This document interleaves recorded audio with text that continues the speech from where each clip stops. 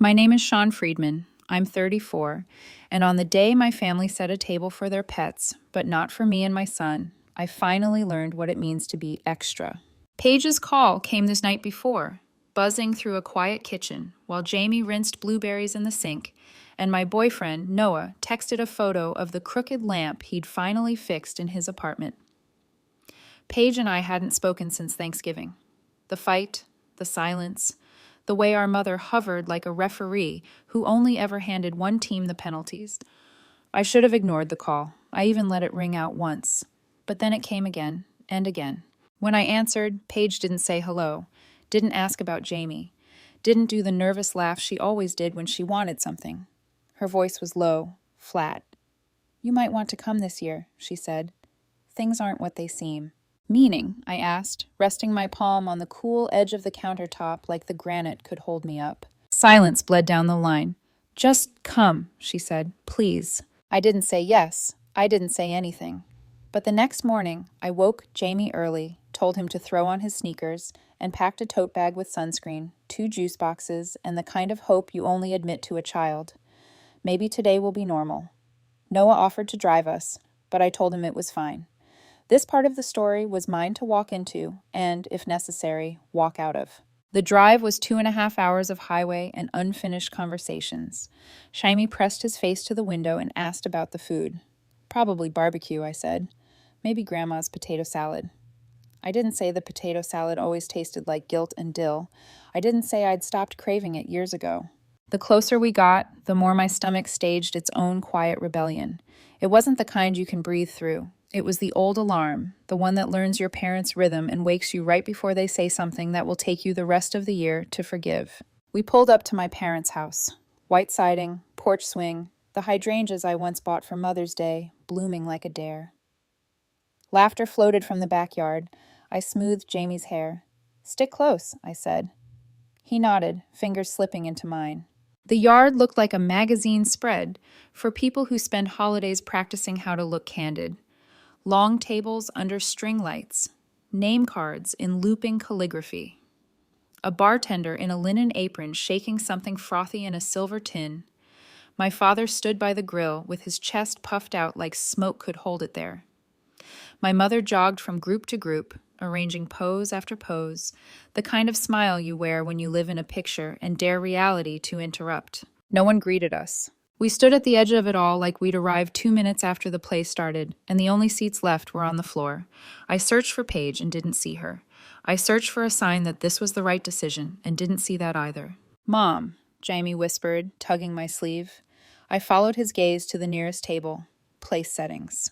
Every chair held a porcelain plate, a folded napkin, glinting cutlery.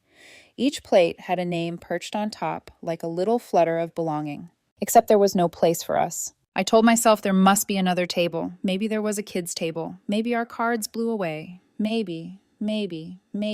Every childhood excuse lined up like geese in my head. "Why don't we have any plates?" Jamie asked, loud enough that a conversation paused. Then my father laughed. He didn't turn to look at us. He just laughed, the sound carrying over the yard like it knew exactly where to land. "We didn't plan for extras," he said to no one and everyone. Extras. The word landed in my throat like a stone. I scanned the yard again and saw it. A smaller table near the oak tree, draped in a gingham cloth, set with tiny chalkboard signs. Bella, Duke, Willow, Scout. Silver bowls. Bottled water with custom labels. Their dogs had place cards. Their cats had salmon. Jaime had the back of my hand, going clammy in his. My mother breezed past us, adjusting a ribbon on a dog's collar. The same hands that once braided my hair with patient fingers. She didn't look up. She didn't see me. Or maybe she did and decided not to. All at once, I remembered a Monday in February, my mother crying on the phone because the roof was leaking and insurance wouldn't cover it. I remembered pulling my car into a grocery store lot, transferring $6,500 from the joint family account we'd set up for emergencies when Dad got sick that one time. I remembered her promising they'd pay me back by summer and asking me not to tell Paige because it would only cause drama. I remembered how I believed her, how I always did. Now she was tying a bow on a golden retriever's neck with hands I'd meant to help and a smile I couldn't read anymore. Something in me went very still. It wasn't the hot, shaking anger I used to swallow. It was colder, cleaner, like a pane of glass had slid into place between me and the scene, and suddenly I could see every fingerprint for what it was. I took Jamie's hand and stepped forward until the conversations went quiet. My father finally turned. His eyes flicked over me the way people glance at weather, an inconvenience they can complain about later. I smiled, not the smile he knew. A new one. The kind you wear when you're done negotiating your humanity. Before you start eating, I said, voice steady enough to hold a house, check the joint account. It took a heartbeat for the words to ripple, for the realization to cross his face like a storm's shadow. My mother's phone slipped a little in her hand. Someone's chair scraped. A fork chimed against a plate. I didn't wait for a reply. I turned to my son. Let's go, baby. We walked out. No one stopped us. A dog barked once, like punctuation. In the car, Jamie asked if we were in trouble. No, I said. We just remembered who we are. He ate fries from the drive-thru like contraband joy while I watched my phone light up. Message after message, like fireworks from people who never texted me first, unless something was on fire. What did you just do? You drained the joint account. We needed that money for bills. Sean, be reasonable. You're being dramatic. Come back and talk like an adult. Family doesn't do this to family. I scrolled with a detached curiosity, as if I were reading about strangers. Family doesn't do this to family, I repeated under my breath, and wondered what word they thought they were using. Then came the ones that always knock the air out of you, because they know exactly which ribs to press. We were counting on you. You embarrassed us. You've changed. Think about Jamie. Don't punish him because you're angry at us. I typed nothing. The best thing I've learned in the last 2 years is that silence can be a boundary, not a battlefield. I put the phone face down and watched the parking lot light flicker on and off like a nervous eye. Jaime reached his foot between the front seats until his sneaker touched my elbow. He does that when he needs to feel me there. I slid my hand back and squeezed his ankle. I'm here, I'm here, I'm here. When the messages slowed, a new one appeared. Paige. For a long second, I couldn't open it. I stared at her name the way you stare at an old house you're not sure you want to enter because you know exactly which floorboards creak. I tapped. You were right. 3 words. No emojis, no qualifiers. If Paige, the defender, the diplomat, the apologist-in-chief, was saying that, the ground had already shifted. Somewhere in that backyard tableau, the camera had panned away from the table under the lights and found the wires. The stage was showing. Noah called. I let it go to voicemail. I didn't have the language yet, just the feeling, the soft, terrifying relief that follows truth. He texted, You okay? Do you want me to come over? I pictured his crooked lamp, the new bulb steady and warm. Later I wrote, Tell you everything later. He replied with a heart and a proud of you, and I let that sit in my chest like a small, kind weight. I drove home on side streets, the kind lined with trees that keep secrets. I tucked Jamie into bed with the extra blanket he insists he doesn't need, and then I sat on the floor beside my nightstand and opened the top drawer where I keep things I'm not ready to throw away.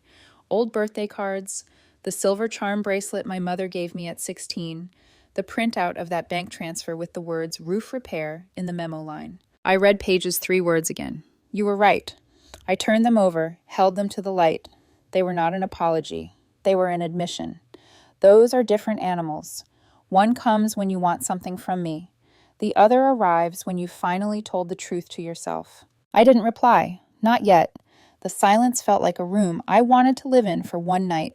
In the morning, I told myself, I'd answer. I'd ask what she meant by, things aren't what they seem. I'd ask why she called me there like a witness, why she stood by while the pets were served and my son was not. I'd ask if she was ready to stop playing the game or just switching teams. For now, I let the house settle around us. The refrigerator hummed. The dog we didn't have yet barked in some other life. And somewhere, in a yard I wouldn't see again for a very long time, my mother posed the dogs for one last photo under the lights, smile sharp as cutlery, while my father checked his phone and finally realized I meant every word.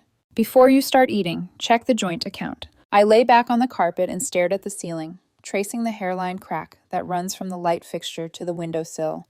It looked like what happens when weight keeps pressing the same spot year after year until something gives.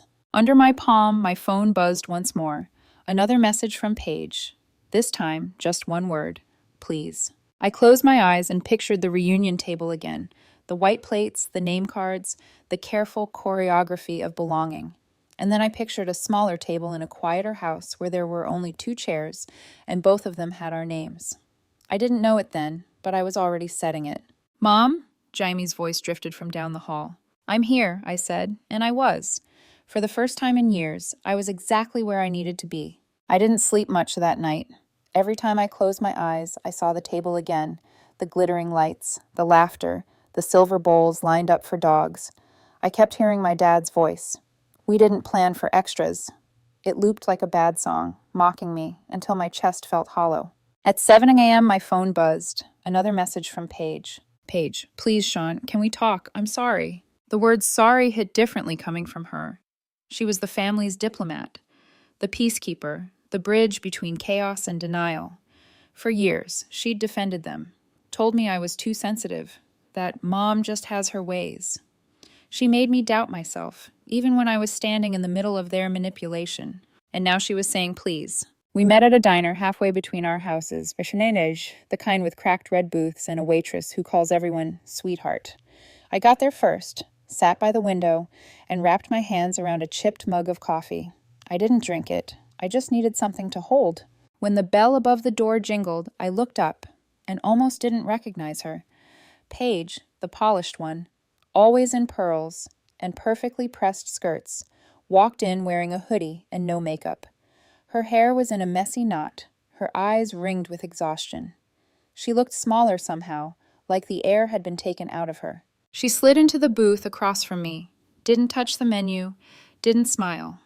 For a moment, we just sat there, sisters who used to share a room but hadn't shared a truth in years. Then quietly she said, "You were right." I didn't know which part she meant.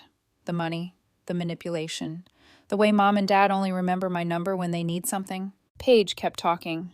I should have believed you when you said they were using you. Her hands trembled slightly as she stirred her coffee, even though there was nothing in it. After you stopped coming around, things got worse. Not louder, just colder. She told me how our parents had started talking about me like I was a punchline, how they'd tell relatives I was good for it, meaning money, how they'd bragged that I'd always come back once she cools off. Then she said the thing that made my stomach twist. They said all they have to do is keep Hamey close. Send cards, mention him on holidays, keep the door open just enough that you'd come back for him. Her voice cracked. They never planned to pay you back, Sean. They've been telling everyone you insisted on helping. Mom even joked about it at Easter, called you their little sponsor, like you were a bank with emotions. For a moment I couldn't speak. The hum of the diner filled the space, clinking plates, low chatter, the hiss of coffee being poured somewhere behind me. Paige kept going, eyes glistening. I tried to call them out. Once. Dad told me to stop stirring the pot. Mom said I was letting you poison me. I didn't even know about the pets table until that day. When I saw it, I just snapped. She stared out the window, her reflection flickering in the glass. That's why I called you. I needed you to see it, to finally understand what I've been living with, too. I thought maybe if you saw it, you'd believe me that things aren't what they seem. Her words were breaking apart now, dissolving under the weight of everything unsaid. You were right, she whispered again, softer this time, about them, about everything. For years, I'd fantasized about this moment, the one where she'd finally see what I saw, feel what I felt. I thought it would bring relief, but it didn't. It just made me tired. Because once someone admits the truth, the next question is always, what now? I stared into my coffee, watching the surface tremble every time the waitress walked past. So, what are you going to do? I asked. Paige exhaled, long and shaky. I don't know. I can't stay there anymore. It's not a home, Sean. It's a machine. Everyone has a role. The ones who give are praised, and the ones who resist are punished. Her eyes flicked up to mine. I've been the favorite for so long, I forgot what it's like to think for myself. I felt something sharp and familiar in my throat, pity mixed with anger. I wanted to forgive her, but I also wanted to ask where she was when I was being crushed under their expectations. She must have read my mind because she said, "You don't owe me forgiveness. I just needed you to know I see it now." I nodded slowly. Seeing is a start. For a long moment, we sat in silence, two sisters staring at the same wound from different sides. Then I said the only thing I could think of. Tomorrow, noon. I'm going to their house. If they don't talk to me, really talk, I'm done. Paige didn't try to stop me. She just nodded. They'll deny everything. I know. She hesitated. Then what are you hoping for? Clarity, I said, even if it hurts. When I left the diner, the sun was blinding. It felt wrong. Too bright for what had just happened. I sat in my car and watched Paige through the window. She didn't get up right away. She just stared at her hands, like she was trying to scrub off something that wouldn't come off. On the drive home, Noah called.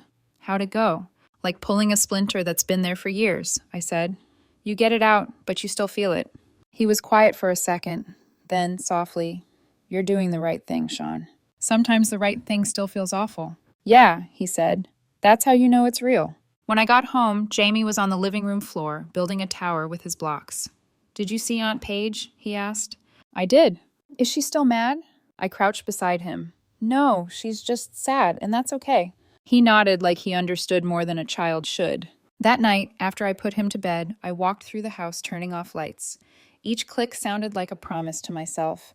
I pulled up old messages from my parents. We're proud of you. You're our rock. We just need a little help this month. Every word had felt warm at the time. Now they looked like scripts. I drafted one new message and stared at it for a long time before sending. Me. Tomorrow, 12 p.m., I'll be at the house. If we don't talk, we're done. No response. Not even a scene. For the first time, that didn't make me anxious. It made me sure. Later, I stood at my window, watching the streetlights flicker. I thought about Paige's face, the guilt, the exhaustion, the realization that love in our family had always been conditional. And for the first time, I didn't feel alone in it, just awake. I whispered it into the empty room, as if saying it out loud would make it true. I'm done being the good daughter. Outside, the night was still. Inside, something in me finally moved. Tomorrow they would hear me, one way or another. The next day, I woke before the alarm. The house was quiet. Too quiet. Even Jamie's usual morning hums were missing. For a minute, I thought about canceling the whole thing. Pretending peace was enough. Pretending boundaries didn't need to be spoken to be real. But pretending is how they kept me small. So I dressed in jeans and a gray sweater, tied my hair back, and packed my folder, the one labeled family stuff, with every bank transfer, text, and message saved for moments like this. Not to fight, but to finally stop being gaslit by my own memory. When I pulled up to my parents' house, the hydrangeas were drooping. The same house I once called home looked like a set left standing after the actors had gone. My mother opened the door like she was greeting a delivery. Oh, she said flatly. You were serious? I didn't smile. You have a minute? She stepped aside but didn't invite me in. My father was in the living room, flipping through the TV guide like it was 1995. The smell of coffee and bacon hung in the air, warm and wrong. Morning, I said. He didn't look up. You've made quite the impression lately. I'm not here to impress anyone, I just need the truth. That finally made him meet my eyes. Annoyed, not guilty. Truth about what? I took out a folder and set it on the coffee table. The $6,500. The money you said was for the roof. The money you told people I offered out of pity. Did you ever plan to pay it back? My mother crossed her arms. Oh, Sean, you're still on about the money? That's not an answer. She sighed. We didn't lie, she said carefully. We just didn't explain everything. I laughed, but there was no humor in it. You didn't explain that you used my savings to buy matching collars for the dogs? Watch your tone, my father snapped. You're twisting this. I'm twisting your words, maybe, not the facts. The tension in the room thickened, the kind that hums right before glass cracks. My mother moved to the window, adjusting the curtain like she could control the light instead of the truth. You've always had such a flair for drama, she said. That's why we never told you certain things. You take everything so personally. I felt my pulse in my throat. You mean accountability? Sean, my father said, lowering his voice. Family isn't a business transaction. You're the one who chose to make it about money.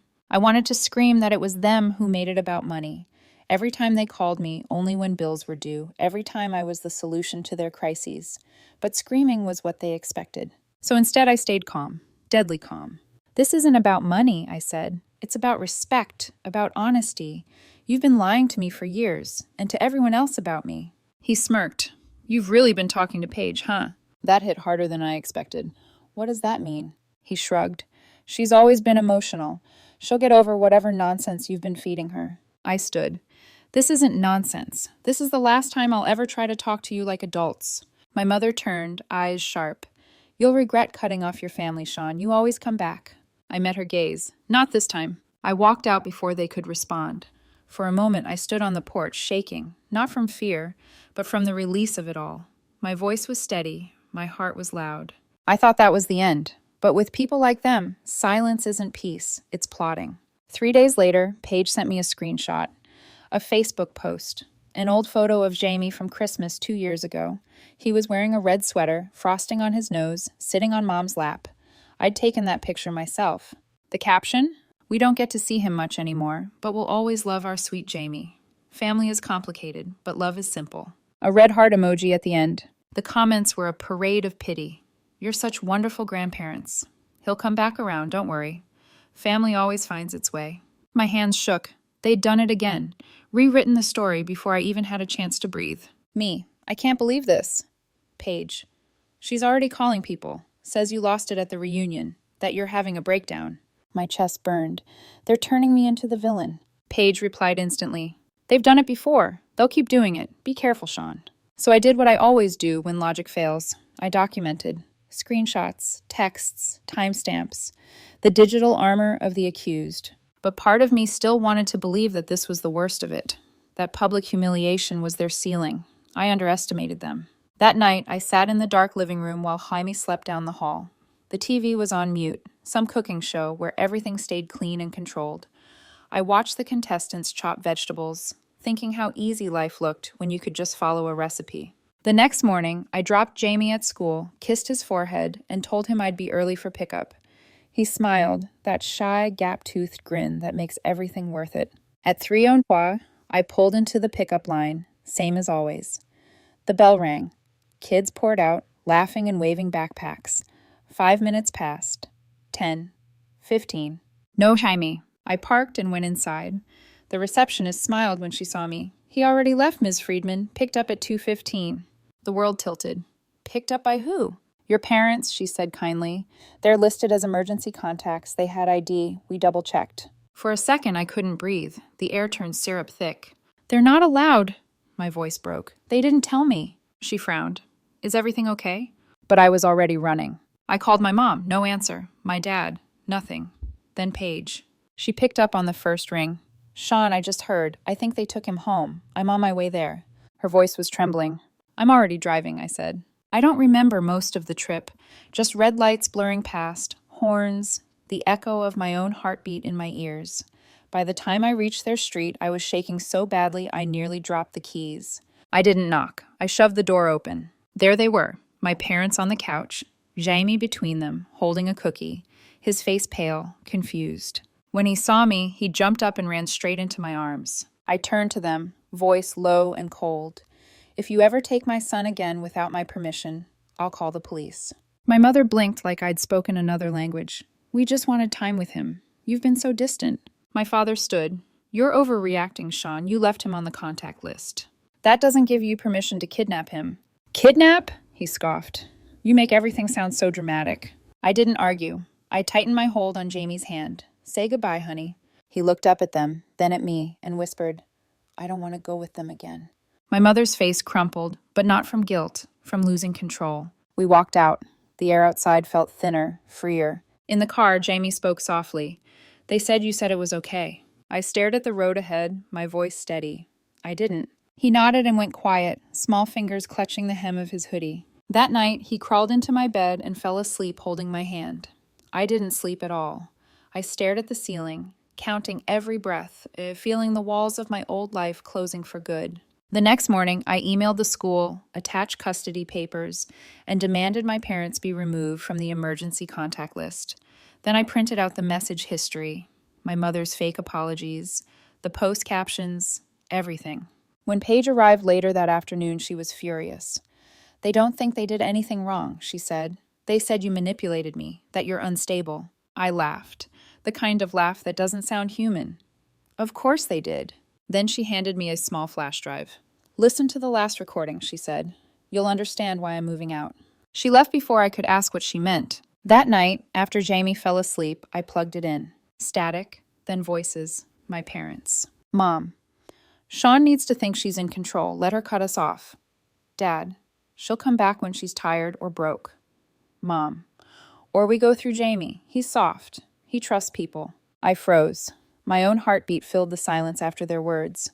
They didn't love us. They strategized us. The next morning, I called a realtor. The realtor's voice was calm, professional, detached, the way I wished mine could be. Yes, Ms. Friedman. 2 bedrooms, good schools, quiet neighborhood. We can schedule a showing this weekend. By the time we hung up, I was shaking. Not from fear this time, but from something else. Finality. The kind of shaking that happens when you realize there's no undo button, no going back to the version of yourself that still believed family could be fixed. Jaime was coloring at the table, humming under his breath. When I told him we might move, he looked up and asked, "Will Aunt Paige come too?" "Yeah," I said softly. "She's looking for a place near us." He smiled a little. "Can we have a dog?" That was the first time I laughed in weeks. "Yeah, honey, we can." For a while, things were strangely peaceful, that eerie calm after a storm that everyone knows isn't really over. I changed my number, blocked my parents on everything. The phone stayed quiet, too quiet. Then one morning, an envelope appeared in my mailbox. No return address, just my name written in my mother's perfect cursive. Inside was a letter. "Sean, we understand you're upset, but this has gone too far. You're confusing boundaries with cruelty. We're your parents. We deserve respect. You always overreact when you're emotional. We didn't take Jamie to hurt you. We were helping you. You work too much, and he misses us. You need to stop letting Paige influence you. She's always been jealous of our bond. Let's move forward and call the $6,500 a gift. Family shouldn't count dollars. P.S. Don't punish Jamie by keeping him from us." At the bottom was a small sticker of a smiling sun, the same kind Mom used to put on our lunch boxes when we were kids. It would have been almost funny if it didn't make me want to scream. I crumpled the paper, then smoothed it out again. This wasn't an apology. It was a performance. One last manipulation disguised as sentiment. I didn't reply. 2 weeks later, Paige and I moved into a small duplex on the edge of town. The air smelled like rain and freedom. We painted Jamie's room yellow, hung up his drawings, and adopted a floppy-eared dog he named Penny. Every night, Penny slept by his bed like a little guardian angel. Every morning, I made coffee, while Paige scrolled through job listings and therapy options. We didn't talk much about our parents anymore. We didn't need to. Some silences don't hurt. They heal. Then, one evening, as the sky turned pink and gold, my phone buzzed with an email from an address I didn't recognize, familyfirstalwaysoutlook.com. The subject line, "We know where you are." The message was short. "Families always come back together, you'll see." No name, no signature, but I knew who it was. I tightened every lock, installed a camera by the door. Paige told me to call the police, but I wanted proof first. Maybe that was a mistake. 3 days later, while I was at work, the school called. My blood went cold before the receptionist even finished her sentence. "Ms. Friedman, we had a little confusion this afternoon. Jamie was picked up early." My throat closed. "By who?" "She said she was you." The world narrowed into a tunnel. "Describe her." "She had your hair color, same glasses. She even had your ID." I didn't remember getting into my car. I just remember the sound. Tires on wet pavement, my own breathing loud enough to drown the world. When I reached the school, the police were already there. Paige stood on the sidewalk, pale and furious. Jaime was safe. They'd found him in the staff office, shaken but unharmed. The woman pretending to be me had left when the secretary insisted on calling the school board. Security footage caught just enough. My mother's scarf, my mother's purse, my mother's hand holding a fake ID. Something in me shattered quietly, not like glass, but like bone. The kind of break you don't heal from. That night, after Jaime finally fell asleep clutching Penny's fur, I sat in the kitchen with a mug of cold coffee and called the lawyer whose number Paige had found. "Custody lockout," he said. "Restraining order. Change schools. Change locks. You're doing the right thing, Ms. Friedman." It didn't feel right. It felt like survival. I sent everything, the recordings, the letter, the email, the footage, to my lawyer's office. Then I deleted my parents' numbers, for good this time. Weeks passed. Slowly, the noise faded. Jaime stopped glancing at the door every time the bell rang. Paige started laughing again. Penny gained weight and learned to fetch. I'd catch glimpses of my old self in the mirror sometimes, softer around the eyes, quieter, steadier. One night, Jamie crawled onto my lap with a drawing of 3 stick figures and a dog. "That's us," he said proudly. "You, me, Aunt Paige, and Penny." Tears blurred the page. It's perfect. 6 weeks later, we were finally home. No threats, no letters, no guilt, just us. Every night, I tuck Jamie in and watch him fall asleep under the soft yellow glow of his nightlight. Penny curls beside him, ears twitching. And in those moments, I finally understand peace. Not the kind you buy with apologies or pretend at family dinners, but the kind you build from scratch with people who actually show up. Sometimes peace doesn't look like forgiveness. It looks like distance. It sounds like silence. It feels like breathing for the first time. I sit by the window, a cup of tea cooling between my hands, and think about everything that led here. The reunion, the missing plates, the money, the manipulation, the moment I finally said no. My parents wanted control. They lost a daughter instead. Maybe they'll always tell their version, the one where I'm the cold, ungrateful child who cut them off. Maybe they'll keep spinning the story until they believe it. But I have my own truth now. I didn't forgive them. I didn't even try. I simply stopped hoping they'd change. Because sometimes family isn't who raises you, it's who helps you escape. It's been 6 months since I last heard their voices. 6 months since that email. Families always come back together. 6 months since I realized silence isn't loneliness. It's protection. The first few weeks in the new duplex were strange. Every sound made me flinch. The mail slot clicking, a car idling too long outside, Penny barking at shadows. I kept the lights on at night, checked the locks twice, and parked my car backwards so I could leave faster if I had to. But slowly, the panic softened into routine, then into something better, calm. Paige found a job at a local clinic, part-time, but enough to keep her busy and grounded. She started therapy, too. The first few sessions left her red-eyed and quiet, but one morning over coffee she said, "It's weird. I keep waiting for Mom to walk in and tell me what to do." I smiled faintly. "What do you tell yourself instead?" She thought for a moment. That she can't. Not anymore. That was the first time I saw her mean it. Jaime adjusted faster than either of us expected. Kids are resilient like that. They bend where adults break. He made new friends at school, joined the soccer team, and started calling Penny, his emotional support chaos. One night, while I was packing lunches, he came up behind me and said, "Mom, are Grandma and Grandpa still mad?" I froze for half a second before turning to him. "I don't know, honey, but that's not our problem anymore." He nodded like it made perfect sense. "Okay, can we make brownies tomorrow?" "Yeah," I said softly, "we can." And just like that, life moved forward. Quiet, ordinary, real. But healing doesn't come cleanly. Sometimes it shows up disguised as rage. About 2 months after we moved, I got a certified letter from my father's lawyer. It wasn't an apology. It was an invoice. They'd filed a claim insisting the money I withdrew from the joint account was illegally obtained family funds. I laughed, out loud. Then called my own lawyer, forwarded the trust documents, and attached the voice recordings of them admitting they used me. The claim disappeared within a week. No apology, no explanation, just silence. I'd never known silence could taste so satisfying. Every so often, Paige and I drive by our old town. We don't stop, just pass through, windows up, radio low. The house still looks the same from the street. Hydrangeas blooming too perfectly, curtains drawn tight. The kind of beauty that hides rot. Once, Paige whispered, "Do you ever think they miss us?" I thought about it, then shook my head. "I think they miss control." She nodded, staring out the window. "That's what I thought too." In May, I got an invitation in the mail. Hand-delivered, no return address. A cream envelope sealed with gold foil. Inside, a printed announcement. "The Friedmans cordially invite you to celebrate 40 years of marriage. Family only." No mention of my name. No Sean, no Paige, just family. I folded it neatly, slipped it back into the envelope, and dropped it into the trash. That night, I baked brownies with Jamie and let Penny lick the spoon. We watched a movie, laughed too loud, and never once checked our phones. I didn't realize it until later, but that was the anniversary.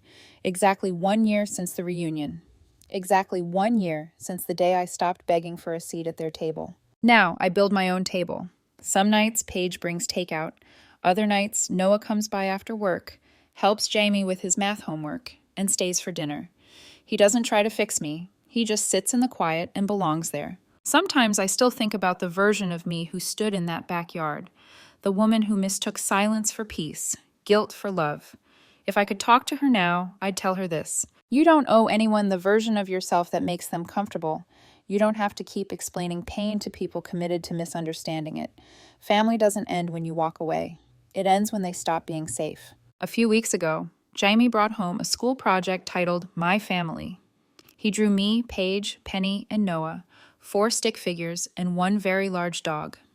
At the top, in uneven handwriting, he'd written, "My family is small, but it's happy." I hung it on the fridge. Later that night, when the house was quiet, I stood in the doorway of his room and whispered a thank you to the universe, not for the pain, but for the lesson. Because it taught me something I should have learned long ago. Freedom isn't loud. It's steady. It's coming home to a place that doesn't hurt. It's hearing nothing from the people who used to control you, and realizing that silence, finally, means safety. I'm not the daughter they wanted, but I'm the mother my son deserves, and that's enough.